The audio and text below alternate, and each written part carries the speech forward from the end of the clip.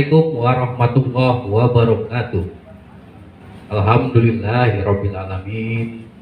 Wassalatu wassalamu asrofil anbiya'i wal mursalin wa ala alihi wa ashabihi ajma'in. Amma ba'du. Yang terhormat Ibu Kepala Sekolah, rekan-rekan guru serta anak-anakku sekalian yang Bapak cintai, berjumpa kembali lewat tayangan program Rasa. Apa sih Rasa tuh? Ramadan Sayang Anak. Nah, sekarang bersama Bapak ya. Nah, mungkin kalian sudah tahu semua kan, Bapak Muhammad Mulyawan, biasa dipanggil dengan Pak Wawan, mengajar di kelas 6. Oke, itu sekilas perkenalan ya. Oh iya anak-anak, bagaimana kabarnya hari ini? Mudah-mudahan anak-anak hari ini senantiasa diberikan kesehatan ya. Karena nikmat sehat itu sangat mahal, apalagi di situasi dan kondisi di negara kita masih dalam masa pandemi. Nah, berhubungan dengan itu, Bapak tidak bosan-bosannya untuk menghimbau kepada kalian agar kalian selalu senantiasa menjaga kesehatan dengan cara, itu sudah ada protokol, protokol ya, protokol kesehatan ya. Nah, mencuci tangan, memakai masker, menjauhi kerumunan, mengurangi mobilitas. Nah, itu adalah salah satu upaya ikhtiar ya dari kalian supaya terhindar dari COVID-19. Baik anak-anak, sekilas ya di hari Jumat berkah ini, Bapak akan mengulas sedikit ya tentang keteladanan Nabi Ismail ya. Seperti anak-anak ketahui, Nabi Ismail ini putra dari Nabi Ibrahim ya. Dalam kisah-kisah keteladanan Nabi Ismail, salah satunya adalah Nabi Ismail dan Nabi Ibrahim itu adalah salah satu nabi yang istiqomah, yang yang rasa cintanya kepada Allah itu melebihi cinta kepada keluarganya ya.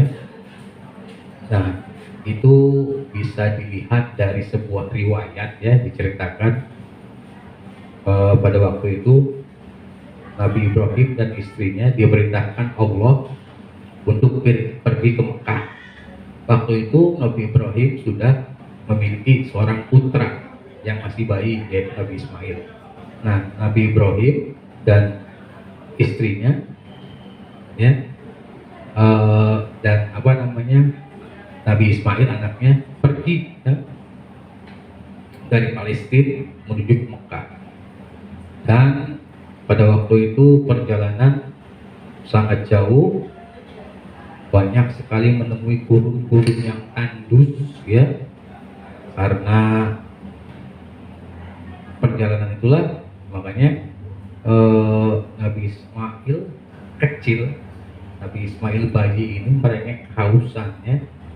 Nah, tiba-tiba di tengah perjalanan ada perintah Allah lagi yang mengharuskan Nabi Ibrahim untuk kembali ke Palestina. Jadi ditinggal tuh di gurun pasir ya, Ismail kecil dan ibunya Siti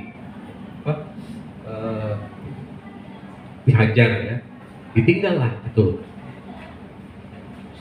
Ismail dan ibunya. Karena apa? Karena ada perintah dari Allah. Nabi Ibrahim tidak langsung melaksanakan perintah Allah dan kembali lagi, sehingga di gurun pasir itu tinggallah Siti Hajar dan dan anaknya Ismail kecil.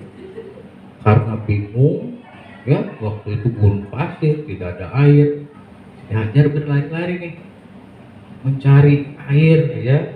Nah, dalam proses bolak-balik Siti Hajar ini itu melintasi bukit Safa dan Marwah. Nah, Nah itu eh, diabadikan dalam ibadah haji ya, kelak di kemudian hari.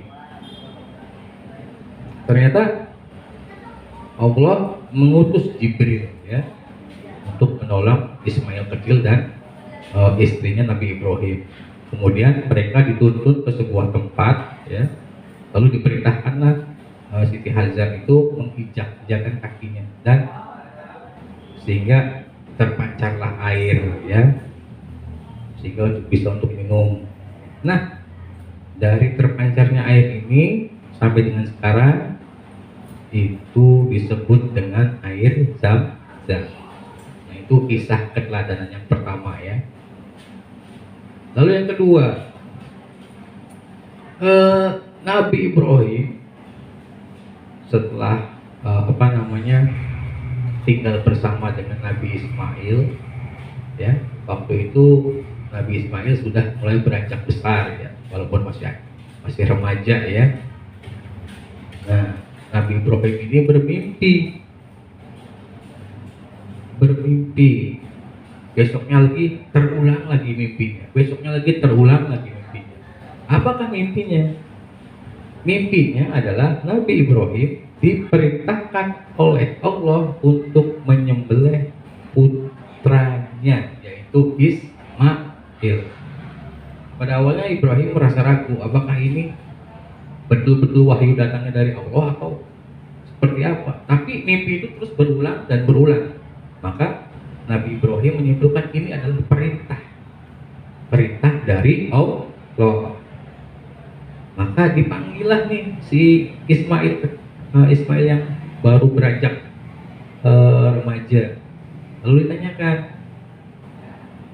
nah, ayah mendapatkan perintah dari Allah untuk menyembelihmu. Nah, bisa kalian bayangkan kan, seorang ayah memberitahu anaknya bahwa dia diperintahkan untuk menyembelih leher anaknya. Apa jawaban yang tidak terduga dari Nabi Ismail? Silakan ayah, jika memang itu perintah dari Allah, maka lakukanlah. Niscaya kau akan bertemu denganku di surga nanti bersama dengan orang-orang yang sabar. Itu jawaban Nabi Ismail. Ya. Nah, setelah itu prosesi penyembelihan akan dimulai. Tiba-tiba Allah memberi wahyu dan mendatangkan seekor domba yang sangat besar dan gemuk. Maka Nabi Ismail diganti posisinya oleh domba tersebut. Nah, sampai dengan sekarang ritual tersebut adalah Idul Kurban. Jadi Allah tidak betul-betul memerintahkan Nabi Ibrahim untuk menyembelih anaknya. Tujuannya apa? Allah itu ingin menguji Nabi Ibrahim dan Nabi Ismail. Sejauh mana kecintaan mereka itu kepadanya. Ya. Ternyata Nabi Ibrahim dan Nabi Ismail betul-betul 100% mencintai Allah dan istiqomah menjalankan perintah-perintah Allah. Ya. Jadi hikmah yang kedua ya, anak-anak ya. Kalau dihubungkan dengan keadaan yang sekarang ya, perintah Allah itu apa sih? Keseharian ada sholat, ada ngaji, pokoknya ibadah-ibadah rutin harian.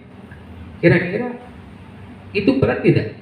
Bandingkan dengan perintah Nabi Ibrahim yang harus menyembelih anaknya.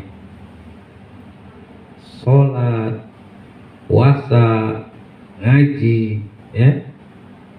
Berat tidak? Tidak.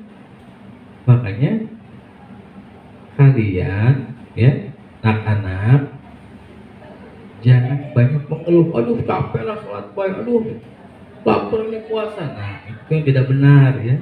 Tirulah sifat dari Nabi Ismail yang menerima, ya, menerima perintah Allah itu dengan ikhlas, ya, dan menjalankannya. Nah, Apalagi sekarang masuk pada bulan suci ya, bulan Ramadan, di mana setiap kebaikan, setiap ibadah, setiap apa yang kita lakukan bermanfaat pada orang lain, itu nilainya akan berlipat-lipat ganda ya. Makanya kalian harus bisa memanfaatkan momentum bulan Ramadan saat ini, mumpung kalian masih diberi waktu. Kita nggak tahu nih Ramadan tahun depan apakah kita bisa bertemu lagi atau tidak ya. Makanya manfaatkanlah bulan suci ini dengan kegiatan-kegiatan yang positif, dengan perbanyak ibadah ya. Kalau bulan puasa dilalui dengan biasa-biasa saja, kalian akan rugi ya. Apalagi kalau misalnya bulan Ramadan sekarang kalian lewati dengan banyak melakukan kegiatan-kegiatan maksiat, itu dosanya sangat besar. Nah, itu saja anak-anak ya, teladan singkat dari Nabi Ismail dan Nabi Ibrahim ya. Semoga kita dapat mencontoh dan meniru keteladanan dari kedua nabi tersebut ya. Akhir kata Bapak ucapkan selamat menjalankan ibadah puasa ya. Puasa tinggal separuh lagi ya. Usahakan tetap istiqomah, tetap menjalankan dengan penuh kegembiraan, dengan penuh keikhlasan, supaya puasa kita dapat diterima oleh Allah Subhanahu wa taala. Akhirul kalam, wabillahi taufik wal hidayah. Assalamualaikum warahmatullahi wabarakatuh.